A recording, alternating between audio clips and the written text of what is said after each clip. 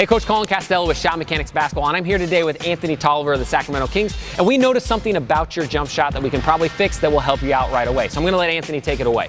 Yeah, so, having your hands on this ball, you got to have your hands on the ball to shoot it, right?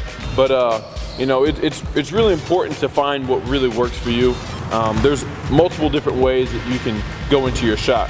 So some people like to have the ball, their right hand, if they're right-handed, on top whenever they go into their shot, when they bring it back. Some people like to have it behind, which that's kind of what I prefer.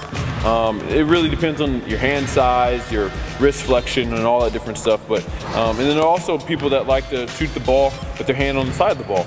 So you got to really play around with it. Sometimes on top, behind, or on the side, and really find out what you're comfortable doing. Like I said, I'm more of a person who likes to bring it and have my hand behind the ball, because my wrist goes ahead and flexes before I even get to the top of my shot. But the most important part is to get that wrist locked out, just like this, and getting it into a position to where whenever you go into your shot and you're following all the way through, you can get that pop into your shot.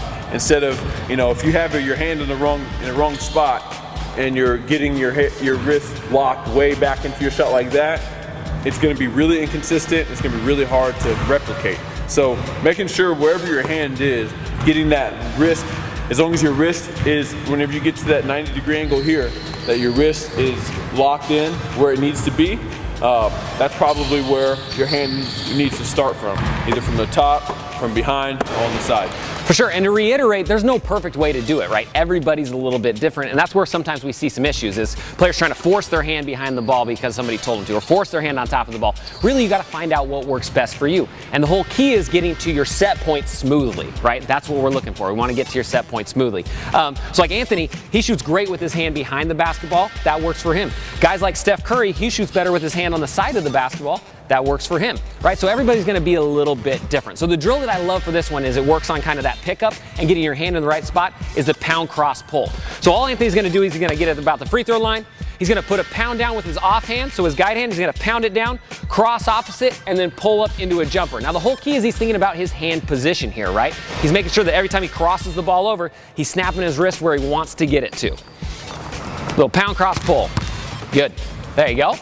It's all right, a little slip, that's all right. Pound cross pull, good. Good.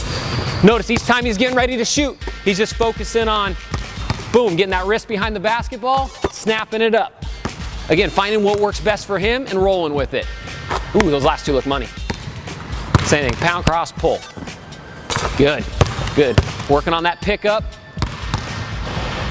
Love it. So again, the more optimized you can have your mechanics wherever you're picking up the basketball, the more shots you're going to be able to hit. So find out which one of those three works best for you, you'll be good to go.